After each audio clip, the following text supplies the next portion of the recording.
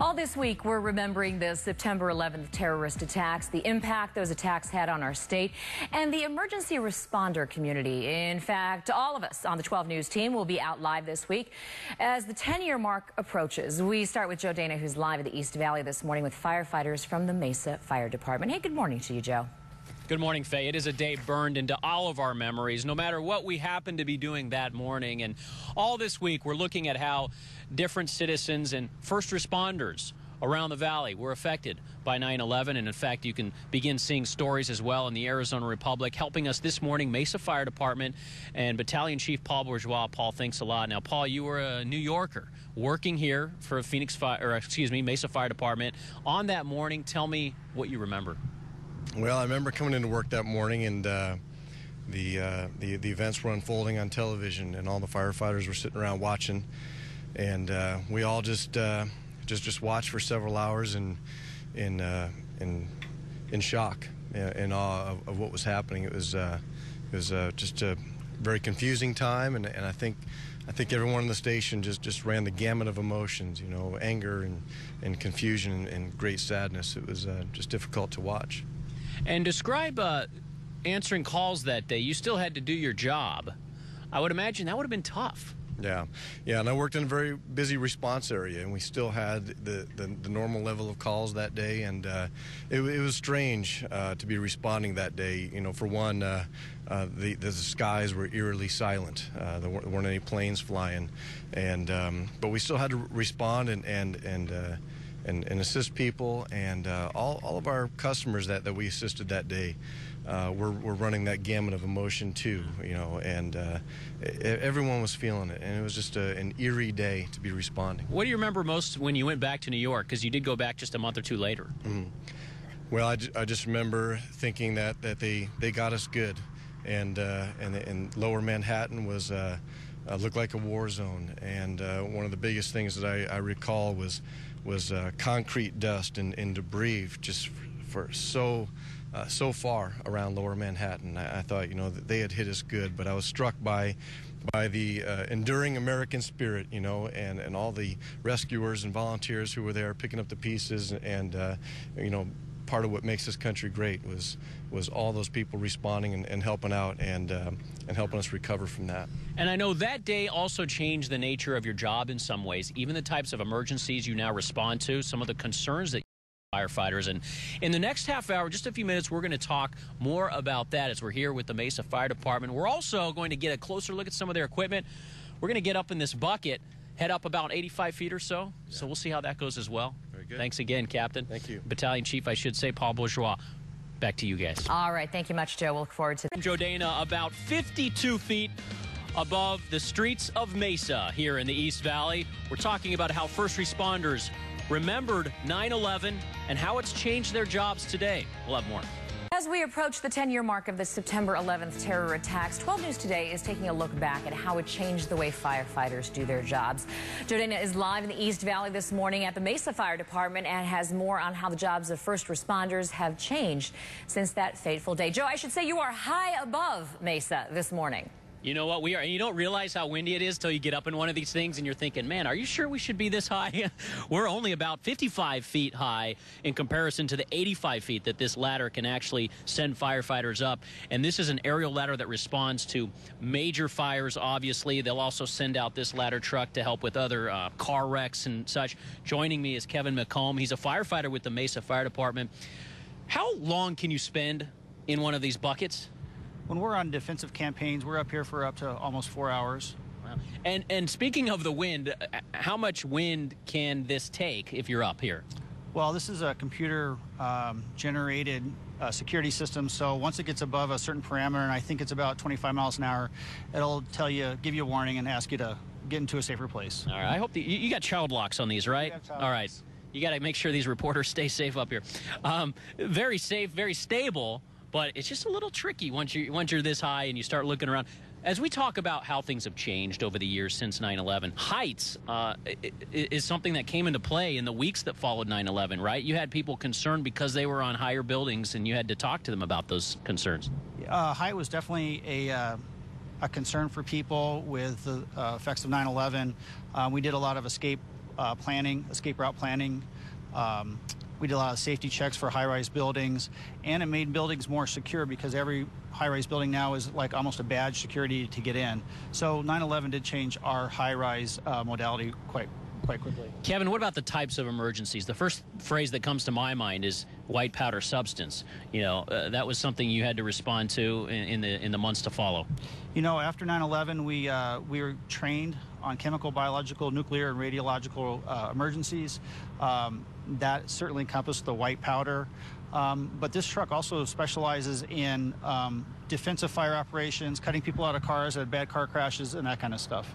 And what other types of emergencies do you respond to now because of the concerns? For example, do you have to be more careful if there is a potential attack? How often are you answering to those types of worries?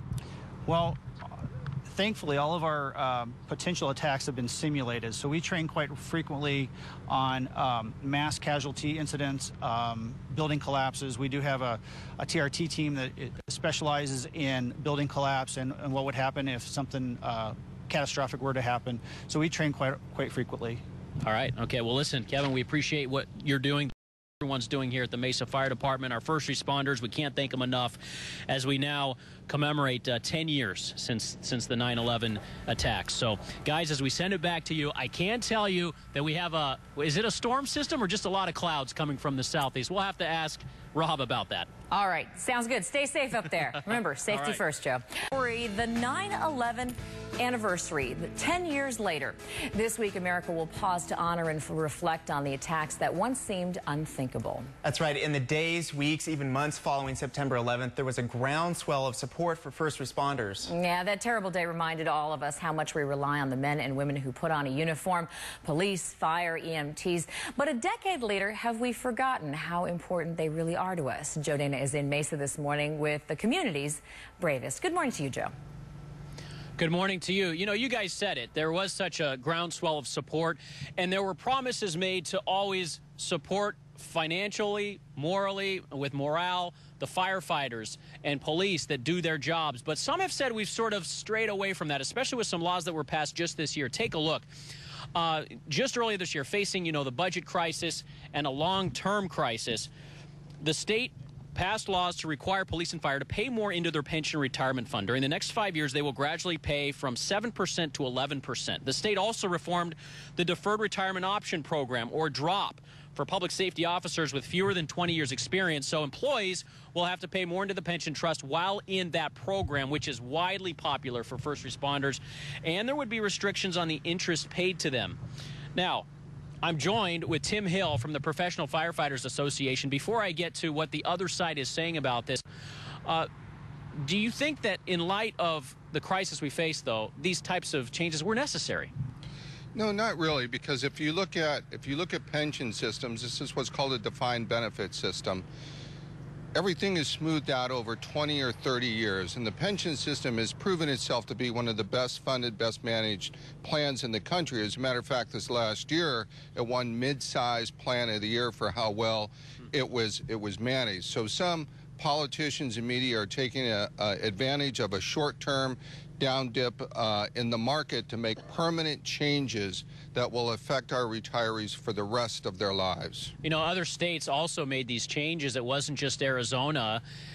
Is it fair to say, or would you say, that some of those promises that were sort of made after 9/11 to support first responders, we've strayed away from? I think that would be correct, that there's been a change, you might say, in the public perception based on what elected officials have said and what many folks in the media have said about firefighters and about police officers and about the benefits that we have for retirement. And most of us are very disappointed in that because we won't have Social Security. This is our sole retirement security for our future. I want to show you what House Speaker Kirk Adams had to say as they were going through these reforms in February 2011. He said, quote, "Our pension system is a ticking time bomb. If we don't address its financial instability with these reforms, hardworking will be on the hook and at the mercy of ever-increasing liabilities. Our state's bravest will face an uncertain retirement. The idea being here that the pension and retirement system in the state just wasn't sustainable, and Arizona, like other states, had to make some of these tough sacrifices and ask public servants to do the same. Last question for you. Professional firefighters and others, are they going to sue, and will they be successful to try to overturn this law? I certainly can't speak for others. I can only speak for our organization. The organization itself, we have no intent to sue. That does not mean an individual member may not. They have their own specific personal legal rights. If someone does sue, we will probably enter the fray at that point just to make sure that our members' interests are protected. But currently, that's our position. Sounds good. All right, we know there are efforts underway to try to overturn that law. Coming up after 6:30, are we prepared? Have law enforcement and firefighters done enough since 9/11 to prepare for another major emergency? Back to you guys. All right. Thank you much, Joe. It's the 10th anniversary of the devastating attacks of 9/11, attacks that revealed weaknesses in our national security and emergency response systems. So police, fire, and paramedics revamped their efforts to get on the same page, and that is an effort that's still ongoing. Joe Dana is live with us this morning from the Mesa Fire Department and has more on how responders have prepared for emergencies since 9/11. Good morning to you, Joe. Good morning, and we're talking to firefighters here in this 85-foot aerial truck.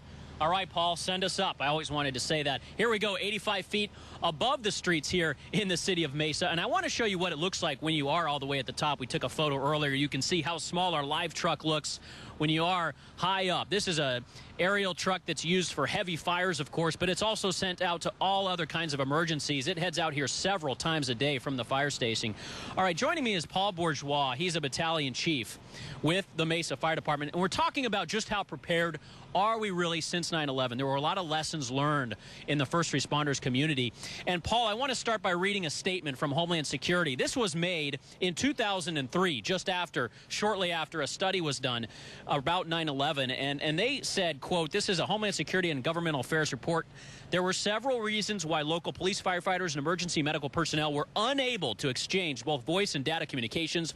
Their equipment is aging and incompatible. Planning, coordination, and cooperation between agencies is limited, and the radio spectrum is fragmented. A lot of changes need to be made. Paul, you say that Valley agencies here may have been an exception to the rule. Why? Well, a lot of what was called for following 9/11 was already in place here in the Valley for a number of years. And the big push was for interoperability and sustainability. And interoperability meaning that we can come together from multiple jurisdictions, come together and function and perform as one seamless unit. And we've enjoyed a mutual aid system here in the Valley for a number of years, and that means, for example, getting everyone on the 800 megahertz radio system. Exactly. But beyond that is the ability for a Mesa fire unit to respond into Gilbert and perform in that system, and for Glendale to respond into Phoenix and perform in their system. Also is the fact that we train the same from one end of the Valley to the other. Our policies, our procedures are the same. So again, we can come together anywhere in the Valley and function seamlessly. You did get a lot of heavy-duty equipment since 9/11, and it was used in the Civic Plaza collapse a couple years ago. That's correct. Well, sustainability was another big push from the federal government. They wanted local jurisdictions to be able to sustain themselves before FEMA and federal support could arrive. So they provided grant monies so we could purchase heavy rescue equipment, medicines, and other essentials to get us through those first few critical days following a catastrophe and be able to sustain and support ourselves here locally. Biggest change that in the future to prepare for another massive emergency? Well, your local emergency services, I think, are pretty well prepared anymore. The biggest change that needs to take place is individual preparedness, family preparedness. Do you have a disaster plan for you and your family, your neighborhood? And I think that's the biggest push we have to make. All right, Paul, thank you so much. We want to thank the Mesa Fire Department for all their help this morning. It's a beautiful view up here in the East Valley. Guys, back